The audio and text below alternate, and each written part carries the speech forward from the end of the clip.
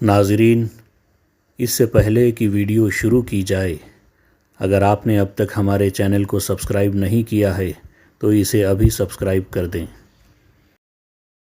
اس نے نبی کریم صلی اللہ علیہ وسلم کو دیکھا تو اس نے جذبات کی شدت سے نعرہ لگایا، ہمارے نبی زندہ ہیں۔ تمام مسلمان جو اکیلے اکیلے یا دو دو چار چار کی ٹولیوں میں ادھر ادھر بکھر گئے تھے، اس آواز پر دوڑتے آئے۔ حضرت عمر رضی اللہ عنہ بھی اس آواز پر رسول خدا تک پہنچے تھے۔ اس سے پہلے ابو سفیان میدان جنگ میں پڑی ہوئی ہر ایک لاش کو دیکھتا پھر رہا تھا۔ وہ رسول کریم کا جسد مبارک تلاش کر رہا تھا۔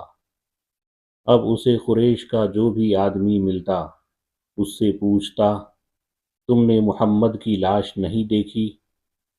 اسی تلاش میں خالد اس کے سامنے آ گیا۔ خالد، ابو سفیان نے پوچھا، تم نے محمد کی لاش نہیں دیکھی؟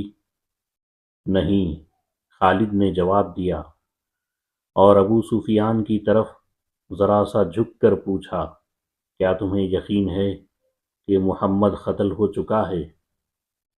ہاں، ابو سفیان نے جواب دیا، وہ ہم سے بچ کر کہاں جا سکتا تھا؟ کیا تمہیں شک ہے؟ ہاں ابو سفیان، خالد نے جواب دیا، میں اس وقت تک شک میں رہتا ہوں جب تک کہ اپنی آنکھوں سے نہ دیکھ لوں۔ محمد اتنی آسانی سے قتل ہو جانے والا شخص نہیں۔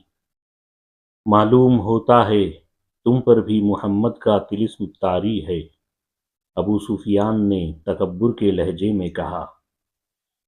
کیا محمد ہم میں سے نہیں تھا؟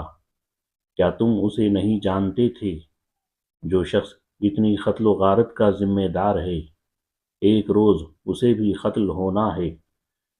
محمد قتل ہو چکا ہے، جاؤ اور دیکھو، اس کی لاش کو پہچانو، ہم اس کا سر کاٹ کر مکہ لے جائیں گے۔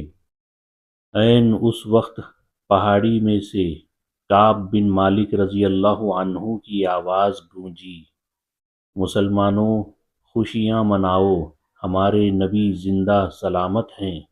پھر یہ آواز رعد کی کڑک کی طرح گرجتی کڑکتی وادی اور میدان میں گھومتی پھرتی رہی۔